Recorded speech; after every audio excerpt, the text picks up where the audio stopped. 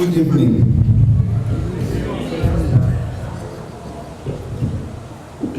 I'm sure you probably can guess how I would have liked to greet you.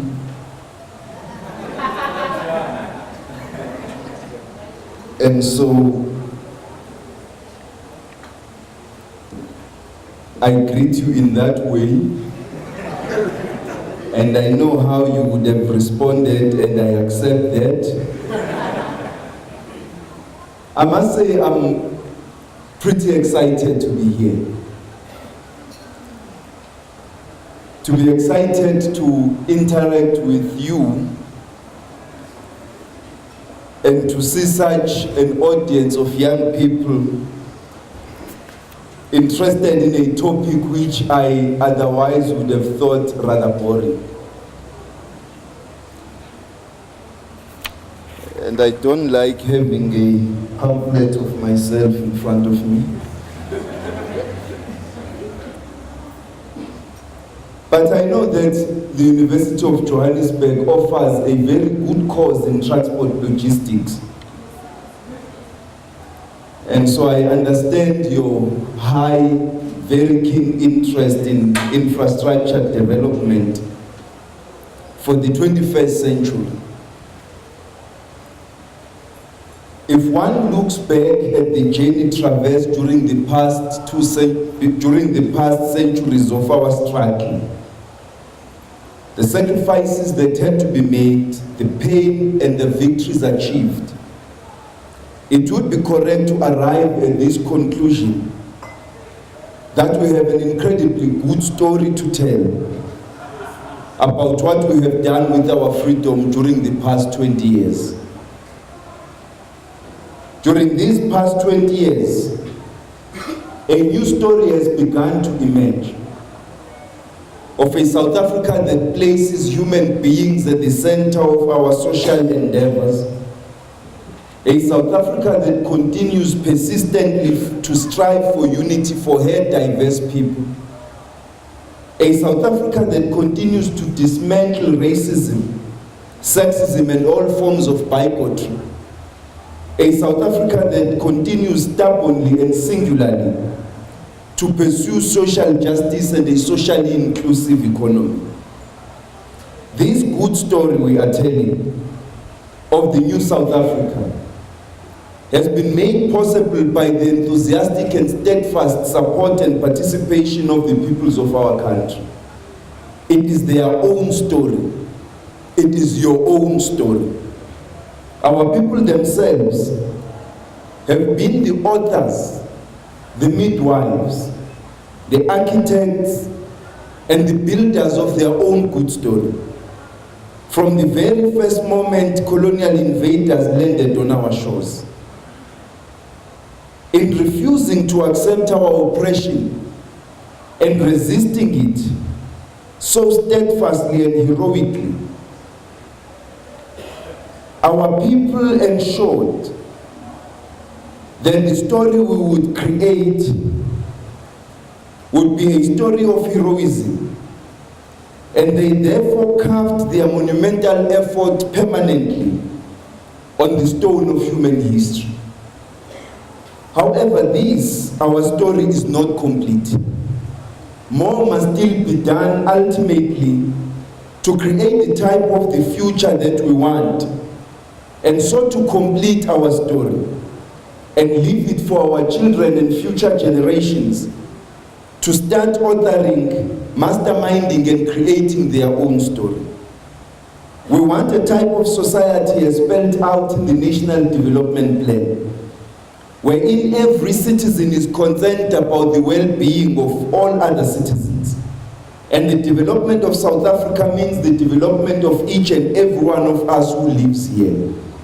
We must build on our social solidarity, which through history and heritage has demonstrated our aspiration to create a caring South African society. The NDP further asserts it very firmly that South Africa has the potential and capacity to eliminate poverty and reduce inequality over the next 2 decades. This requires a new approach, one that moves from a passive citizenry, receiving services from the state, to one that systematically includes the socially and economically excluded, where people are active champions of their own development, and where government works effectively to develop people's capabilities to live the lives they desire. This notion, to which the NDP refers as writing a new story for South Africa, wherein the citizen is not a passive recipient of the benevolent processes of progressive change, but an active champion of their own development, is not in itself new, underwritten as it is, on the very notion which propelled our struggle, that the people are their own liberators, the masters of their own destiny. It was for this reason that during the process of struggle, we chanted the slogan, Amandla Ngawethu. Today, more than ever, this slogan of Amandla Ngawethu is more relevant and pertinent, given the new phase of the transition in which we have entered, during which, having laid the solid foundation stones of political transition to a stable and secure democracy, having ensconced the democratic system in our country, we must now proceed radically, faster and more meaningfully to transform the South African economy with the purpose fundamentally to alter the structure of our economy as well as the ownership patterns, and do so in a socially inclusive manner that involves and benefits everyone. I must make it very clear from the outset that this vision of the second phase of the transition that we articulate is articulated in the very principles of the South African Constitution, which enjoins us, amongst other things, to recognize the injustices of the past, honor those who suffered for justice and freedom in our land, believe that South Africa belongs to all who live in it, united in our diversity, lay the foundations for a democratic and open society in which government is based on the will of the people and every citizen is equally protected by the law, and improve the quality of life of all citizens and free the potential of each person. My talk tonight will not be so broad as to address all matters pertaining to society and the economy, but I had hoped to set out from the onset the broad principles that underpin what need we do as we ponder and hence pursue infrastructure development in the 21st century. What the National Development Plan does is to seek to implant and have ingrained among South Africans both the mentality as well as culture, the philosophy, the practice of, and capacity and yearning for long-term planning beyond what the naked eye can see, to discern a future beyond the limitations of our horizons. It does this by outlining a dream, a vision, and a program of action that encapsulates not merely a narrow set of economic programs, but outlining a total program for socio-economic transformation, the totality of which, in the fullness of time, will usher South Africa into a wholly new era of existence for the generations of the future. We must refuse to stop dreaming, and thus to confine ourselves to the precincts of our present-day existence. South Africa can and must be better than this. We did not struggle to be like this or to end here, and we certainly cannot regard our present as even the future of present generations as the end of what we fought for. Today, more than ever, we cannot turn back. It is time to move South Africa forward. The issues of social inclusion have gained prominence in terms of economic growth and development discourse. Joseph Stiglitz, in his book, The Price of Inequality, argues this point that trickle-down economics doesn't work. Growth doesn't automatically benefit all, but growth does provide the resources with which to tackle some of society's intractable problems, including those posed by poverty. He further argues that what matters is not just growth, but what kind of growth, or as it is sometimes put, the quality of growth. Growth in which individuals are worse off, where the quality of our environment suffers, where people endure anxiety and alienation, is not the kind of growth we should be seeking.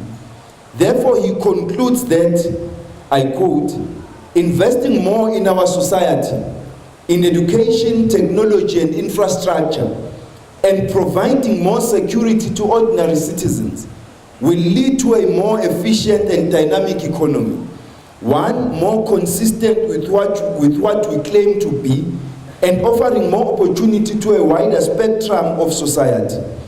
Even the present 1% of those who are wealthiest may benefit when the capabilities of so many at the bottom are not squandered, and many more people will have a shot at one day being in the 1%, close quote.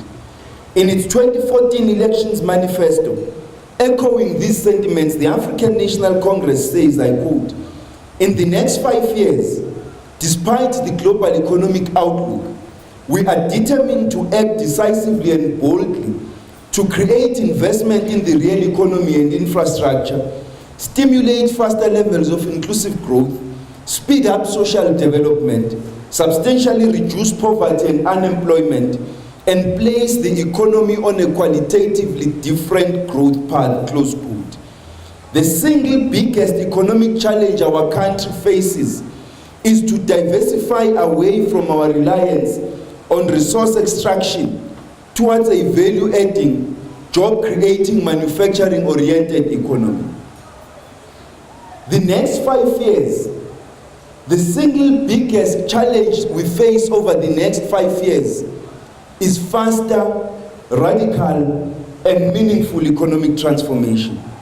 Both economic theory and history suggest that the expansion of manufacturing improves not just the productivity of the economy as a whole, but also has very positive welfare impacts as a result of the increased demand for skilled workers.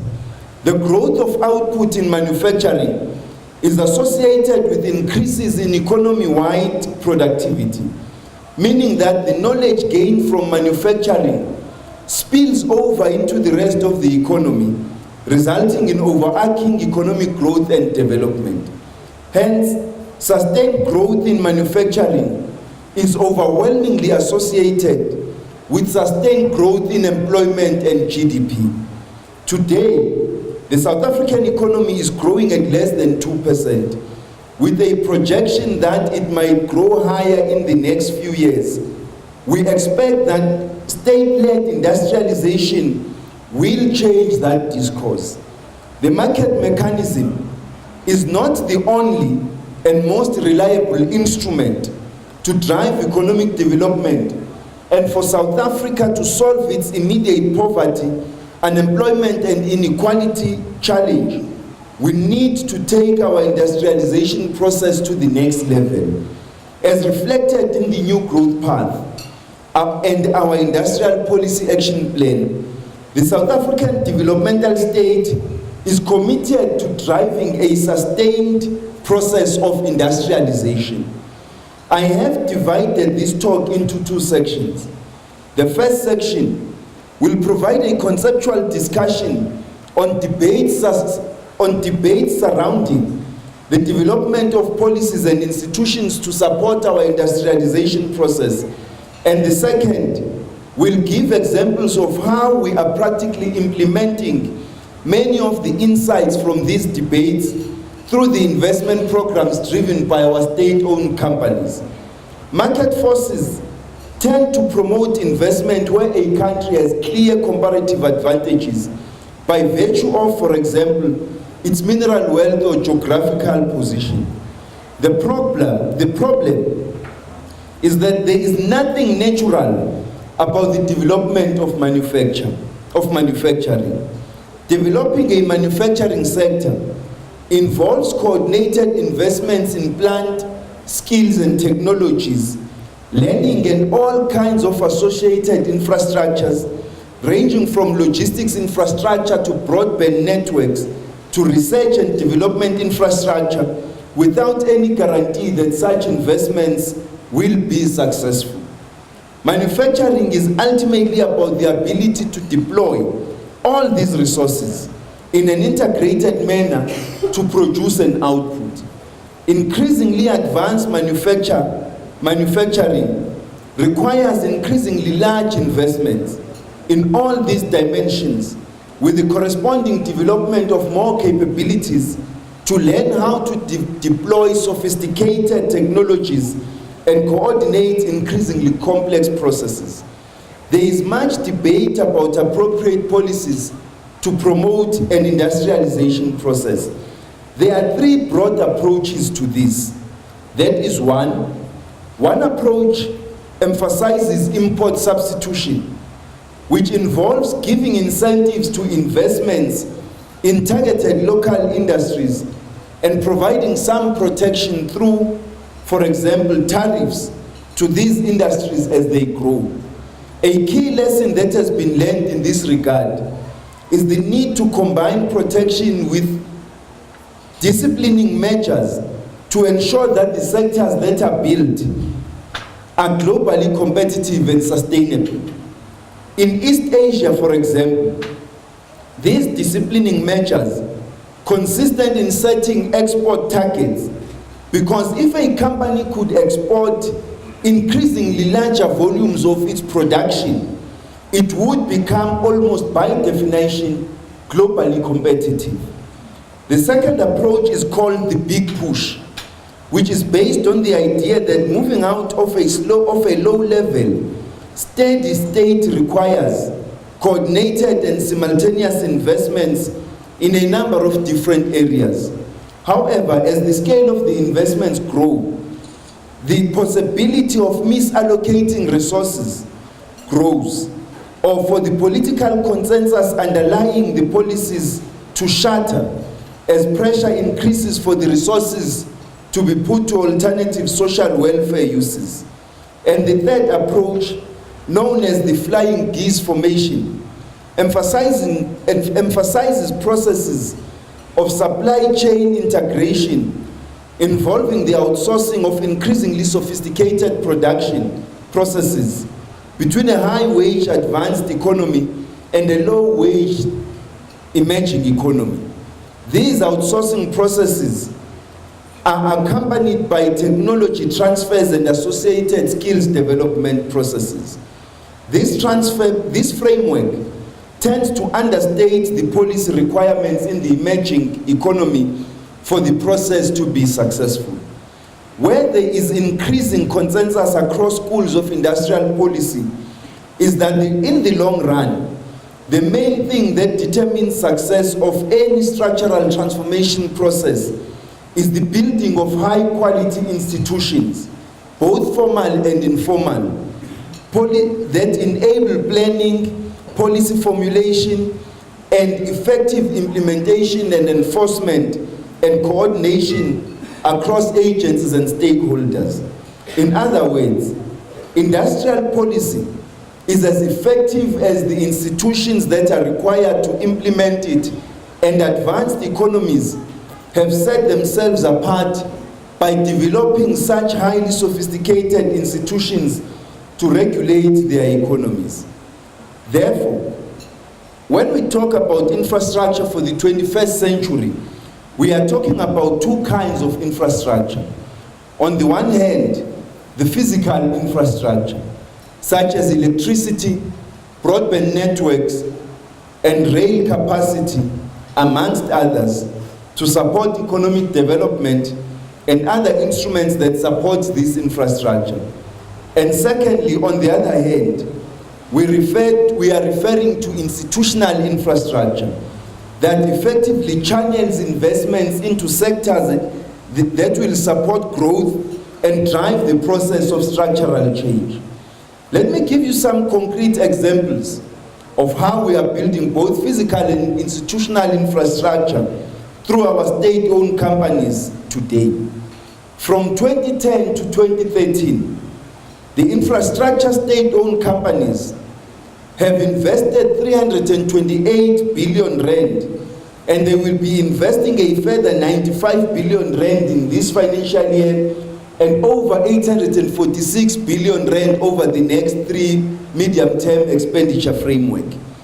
It is important to get a tangible understanding of what this money will buy. Based on our existing plans, by 2020, an additional 11,719 megawatts of electricity will have been added into the electricity system, and 6,596 kilometers of transmission network will be installed to support security of supply. Existing logistics corridors will be expanded upon, and new corridors will have been established, and 1,317 new locomotives and 25,000 new wagons will have been procured in a manner that puts in place a well-class, export-oriented rail manufacturing sector. 6,405 kilometers of rail will have been replaced for the general freight, coal and ore lines, increasing the rail network capacity by 147.9 million tons, and 13,125 kilometers of fiber optic cable would have been refurbished and strengthened to ensure carrier grade status, and our broadband network will have been expanded to include metros and underserviced areas. In concrete terms, this will have a dramatic impact on the mining sector, as well as our ability to export manufactured goods. We will be able to increase our exports of coal and iron ore by over 50%. Our ability to move general freight on rail will have more than doubled in capacity, and Transnet container handling capacity will increase by 75%, meaning that Transnet will be handling more containers than Los Angeles today.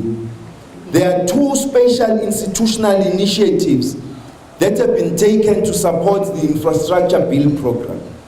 That is, firstly, the acceleration of our investment program has been made possible as a result of the Presidential Infrastructure Coordinating Commission, which has enabled high levels of coordination between different government departments and private stakeholders, as well as government tiers, to accelerate the infrastructure planning, regulatory, approval, and implementation process. Through the Commission, we are able to take on projects of a scale that is beyond the capabilities and influence of any individual organization. For example, the Waterbank coal projects will require coordination between Eskom, Transnet, Water Affairs, municipalities, Sasol, and coal mining companies, amongst others. And secondly, coming off a low base in 2004, both Eskom and Transnet have put considerable effort into building their capabilities to manage and leverage the procurement of large capital projects and complex capital equipment to get both value for the enterprise and drive an industrialization process in their supply chains. In the interim, some profound lessons have been learned by both organizations, and significant new organizational capabilities in the form of methodologies, processes, and systems have been and continue to be built to manage these programs. Some of the critical principles driving our infrastructure investments, which reflect a drastic paradigm and mindset shift on our part, consonant with the notion of a developmental state, include: 1, long-term planning, to provide a long-term horizon, both for new capacity building, capacity investments, as well as investors. This is critical, given that without this principle, state-owned companies can become conservative in terms of their planning and invest in capital projects only according to what their balance sheets can afford. Long-term planning enables alternative funding plans to be developed that will unlock the balance sheet of state-owned companies' stakeholders and enable long-term strategic partnerships for mutual benefit.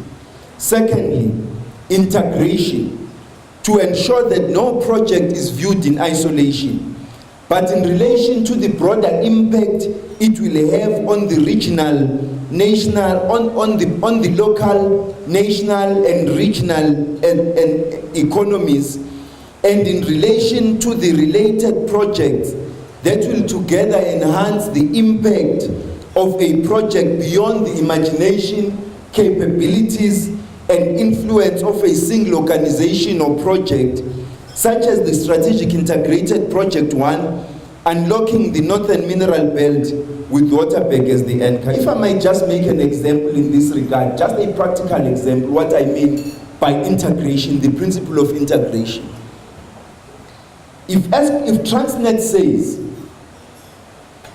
the Durban Port Terminal will in the next 20 years be completely inadequate to handle both export and import containers, and therefore we need to expand the port terminal beyond what it is by buying the old Durban International Airport and constructing that, developing it into a dig-out port, so that we can drastically expand the capacity of the Durban Port Terminal. Now, bear this in mind.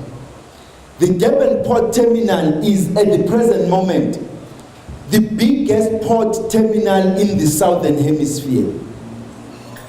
But South Africa has impressive infrastructure. We have the biggest port terminal in the Southern Hemisphere. We have the biggest coal terminal in Africa at the Richards Bay Coal Terminal. We have the biggest transshipment hub in Africa. And then we have a massive iron ore hub in Saldanha Bay. Now, then Transnet says we need to develop the Durban Port Terminal. But the principle of integration says, look at everything that will benefit and benefit from, that will impact on and be impacted upon by this investment that Transnet seeks to make at the Durban Port Terminal. And so, look at the N3 road networks. When you increase the containers that are being transported to Durban, to the Durban Port Terminal, and from the Durban Port Terminal, will the N3 cope? No, it won't. So what do you need to do? You need to invest further into developing the N3 highway so that you expand its capacity. But how will you get these containers to Durban and from Durban? Must you use the roads? No.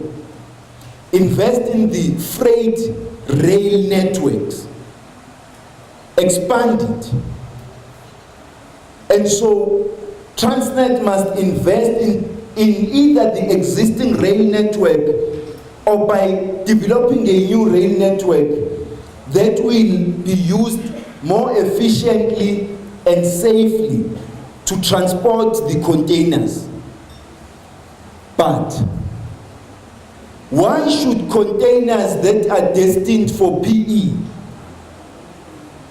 be transported from Durban to Johannesburg when there is Harrismith in the middle of the two cities? Therefore, develop a container handling hub in Harrismith, a logistics hub in Harrismith, so that those containers that don't need to be transported to Durban, to Johannesburg, or they don't need to be moved from PE or Cape Town first to Johannesburg and then to Durban, can be taken to Harrismith and then down to Durban, or from Durban to Harrismith, be disembarked, loaded onto more convenient transport that's going to disseminate them to these other areas. But what happens in the Durban South Zone, where this Durban dig-out port is going to be constructed? What will happen to the housing projects there? What will happen to life of the citizens there? Ought you not to be building new housing units, developing training facilities, creating job opportunities, and beginning now to link the Durban port with the Dubai trade port, given that Durban already has an industrial development zone that exists, consisting of the King Shaka International Airport, and you have just down the road, an hour or two, and less by rail, you have the Richards Bay Coal Terminal. Integrate that Dubai trade port and create an industrial development zone, and a special economic zone that's going to benefit not only the South African economy, but also the Southern African economy. So this investment at the Durban dig-out port is not just about Transnet, it's about PRASA, it's about Durban, it's about KZN, it's about the Free State, it's about Gauteng, it's about the Southern African Development Community. That is what the principle of integration speaks to. No project exists on its own. Every project must be viewed in relation to the broader impact it will have on the economy of the local, the economy of the province, the economy of the nation, the economy of the region, Southern Africa. And you do that with regard to all other projects. If you have coal in Limpopo, don't ask the question, how can Transnet speedily move that coal from the mines to Richards Bay Coal Terminal? Rather ask the question, how do we use this strategic resource that we have to develop the economy of Limpopo, the economy of Northwest, the economy of Mpumalanga Province, the economy of Swaziland, the economy of Richards Bay? How do we use this strategic resource to improve our electricity supply system so that South Africa, with coal reserves that can last us another 500 years, can ensure that we secure our supply of electricity for that much time and even longer? That is the principle of integration. The third principle is coordination.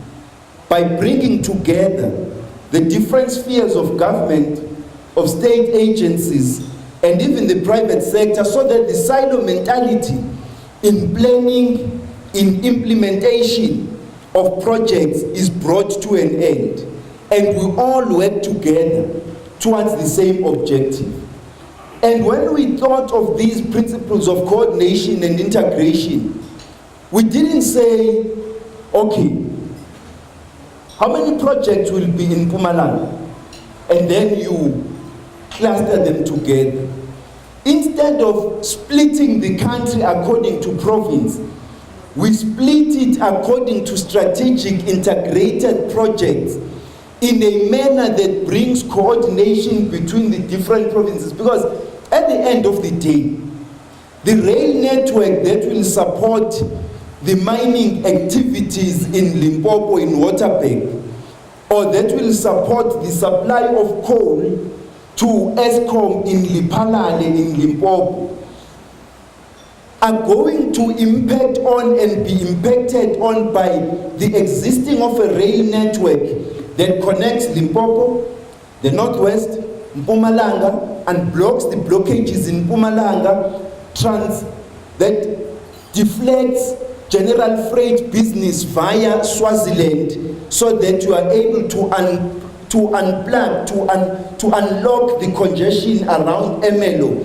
for you to be able easily, efficiently, quickly, and safely to export, to move your coal from Waterberg to Richards Bay without any hindrance. Now, that type of planning, Limpopo can't plan its own rail infrastructure and say, we will plan from here to our border, and Northwest will take from our border to its border, and Mpumalanga from its border to Swaziland, and no. You then bring all of these provinces, the state agencies, together. Now, in planning for the coal, for the rail export line, you then must answer the question, but we will need a lot of water. How do we deal with this?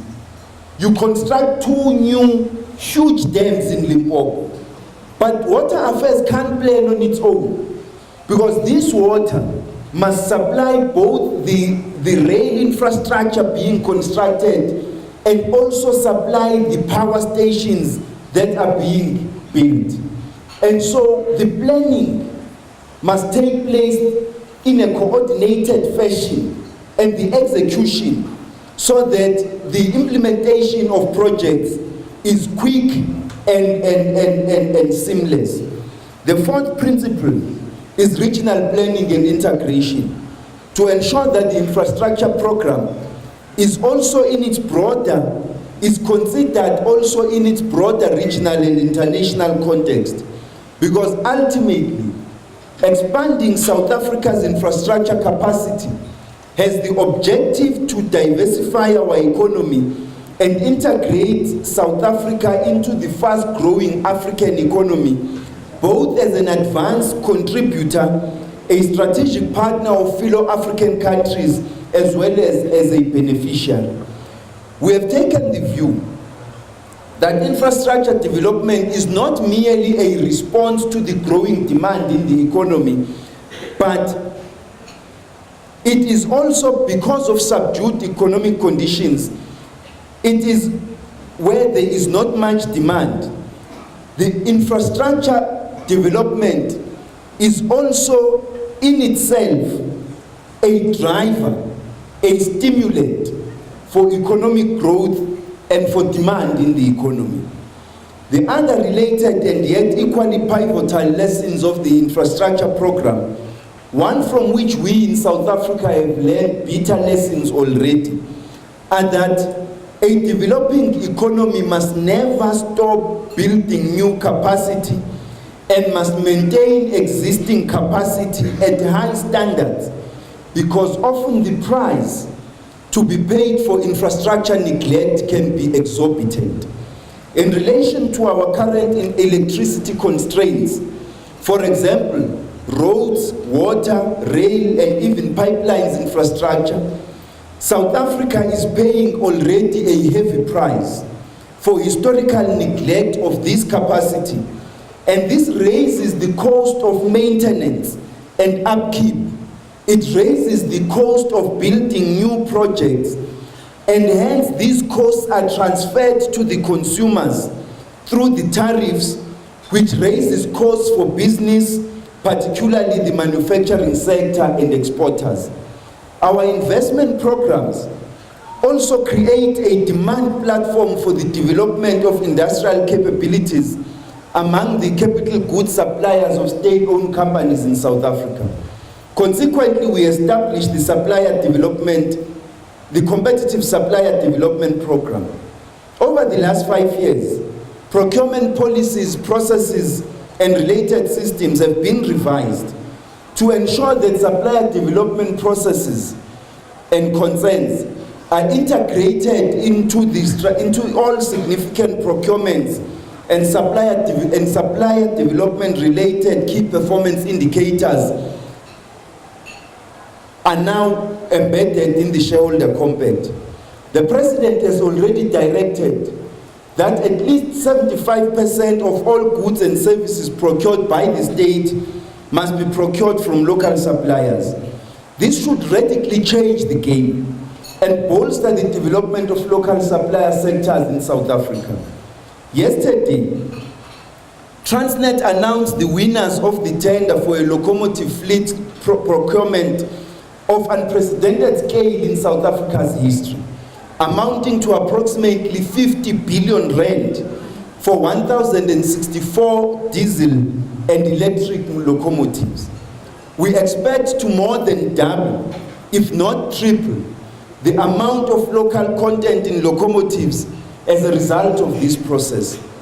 The procurement will lay a platform for a 7-year strategic partnership between Transnet and their suppliers in the locomotive cluster, and will involve investments in plant skills and significant technology transfers. The Departments of Public Enterprises, Trade and Industry, and Science and Technology have established a coordinating committee systematically to support this process so that we build our supplier value chain. The state-owned company spending must contribute to the development of the private sector, and I will be sharing with the market information regarding the goods that will be purchased locally. We will give strong market signals so that we manage the issue of prices as well as importation of goods. We will soon formally be launching a state-owned company's industrial supplier development association, which will be focused on providing the suppliers of state-owned companies feedback so that Transnet and Eskom CEOs can be able to make proposals around how the supplier development program can be enhanced. In addition, the association will support smaller suppliers in accessing international original equipment manufacturing-driven supplier development programs. We have established a knowledge forum involving all our state-owned companies so that the lessons that have been learned and the capabilities that have been developed associated with supplier development can be shared across the entire portfolio. It is critical that the supplier development, localization and transformation processes become more than the practice of state-owned companies, but become part of a national culture of the way business is done in South Africa. We are now sharing our experience and knowledge with other state-owned companies, with government departments and agencies, as well as with large private sector companies that are major procurers of goods and services in our economy. State-owned companies are playing a leading role in skills development and will be investing 2.8 billion rand in training over the coming year. Furthermore, South Africa has been identified as a key trade and investment partner to Japan. Consequently, we have established a Skills for Industrialization program with the Japanese government, who will mobilize Japanese institutions to support the development of these capabilities in our state-owned companies and the private sector. Emerging industrial sectors make up small components of state-owned companies' revenue, yet they are strategic to support in order to achieve our industrialization objectives. It is necessary, therefore, to put in place special institutional initiatives to ensure that these sectors receive special attention despite their relatively small size. In that regard, we have partnered with the automotive sector. We are working towards more partnerships with the oil and gas sector, with the mining sector, and others in order to unlock new investments in all related industries, including in port-related industries such as ship repair as well as oil and gas services. I hope that in this elaborate presentation, I have been able to outline to you the principles underpinning our infrastructure development program, as well as the relations that exist, or how we intend to use our infrastructure investment program in order to industrialize the South African economy.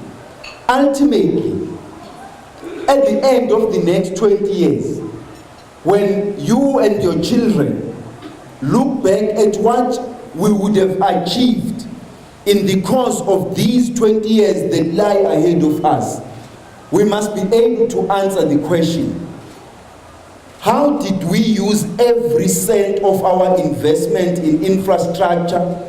How did that investment benefit our economy to improve the quality of lives of our people, to create jobs, to develop skills, to eradicate poverty, to eradicate inequality, to create the type of society as envisaged in the National Development Plan, where we would have empowered every South African citizen, not just to be a recipient of the benevolent processes of service delivery, but where every South African will have been empowered to become an agent for change, a master of their own destiny, an active champion of their own development.